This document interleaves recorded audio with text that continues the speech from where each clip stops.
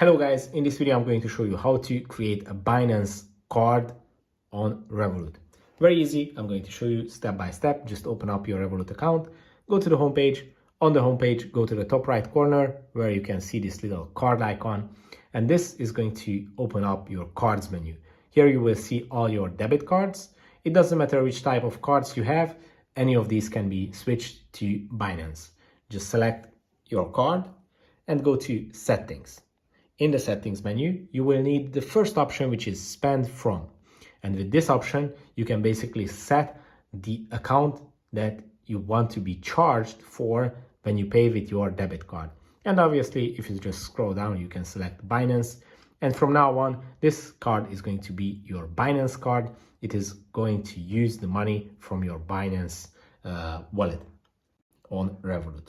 If this video was helpful for you, please consider sending a super thanks donation.